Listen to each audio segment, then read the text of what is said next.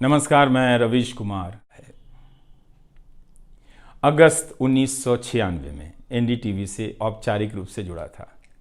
अगस्त 1996 में ट्रांसलेटर के रूप में, अनुवादक के रूप में। लेकिन उसके पहले कई महीनों तक मैं यहाँ चिट्ठियाँ छांटता रहा। बोरे में चिट्ठियाँ आती थीं और मेरे पास रख दी जाती थीं। तब दर्शक पोस्ट बॉक्स में चिट्ठियाँ भेजा करते थे। देश भर से दर्शक अपने हाथों से अलग अलग कार्यक्रमों के एंकरों को लिखा करते थे। इन्हें पढ़ते हुए मैंने टीवी के कार्यक्रमों के आसपास दर्शकों को बनता देख रहा था। मेरा काम था उनकी बारीक नज़र से लिखी गई चिट्ठियों पर रिपोर्ट बनाना और एंकरों या कार्यक्रम के प्रोड्यूसर को सौंप देना। दिहाड़ी का काम था, उसी के हिसाब से मजदूरी मिलती थी, पैसे मिलते थे। मेरी ज़िंदगी में यह काम आज भी जारी है। आज भी आप मुझे सैकड़ों की संख्या में मैसेज लिखते हैं। हाथ से लिखी चिट्ठियाँ भी आती हैं, बहुत अच्छी लिखावट में। मैं ज़्यादातर मैसेज पढ़ता भी हूँ और सभी के नहीं तो बहुतों के जवाब देने की कोशिश करता हूँ। कई बार तो अपनी निराशा भी आपसे साझा कर देता हूँ। मैं आपके बीच आकर अपने मन का भाव नहीं छिपाता, क्योंकि मैं आपके बीच बताने के लिए आता हूँ। अगर खुद को ही छिपाने लगा तो वो पूरा बताना नहीं होता है। मुझे तो लगता है कि कई हजार दर्शकों के पास मेरे लिखे हुए जवाब होंगे।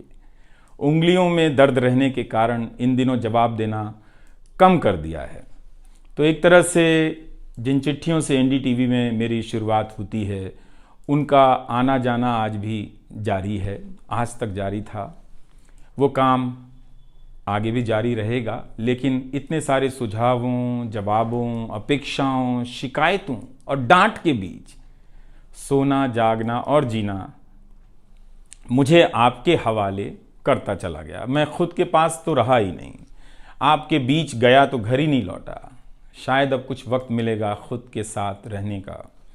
आज की शाम एक ऐसी शाम है जहां चिड़िया को उसका घोंसला नज़र नहीं आ रहा, क्योंकि कोई और उसका घोंसला ले गया है। मगर उसके सामने थक जाने तक एक खुला आसमान ज़रूर नज़र आ रहा है। तो खैर, उसके बाद अनुवादक बना और कई पत्रकारों की रिपोर्ट का अंग्रेज़ी से हिंदी में अनुवाद करता रहा। इसके बाद मैं रिपोर्टर बन गया और फिर मेरी दैनिक रिपोर्ट की अलग यात्रा शुरू होती है। रवीश की रिपोर्ट से काफ़ी कुछ सीखने को मिला। तो इस तरह से यह एनडीटीवी में ही संभव हुआ कि एक चिट्ठी छांटने वाला इसके एक चैनल का ग्रुप एडिटर, समूह संपादक बनता है और आज उसे छोड़ रहा है, इस्तीफ़ा दे रहा है। बहुत बड़ी बड़ी शक्तियाँ पीछे खड़ी हैं इस एक पत्रकार के पीछे।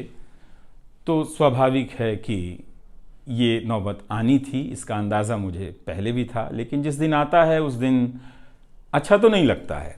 लेकिन मैं आपसे यह भी कहना चाहता हूँ कि जब भी मेरे बारे में मूल्यांकन करें, इस बात की सहानुभूति मुझसे ना रखें कि मैं चिट्ठी छांटता था।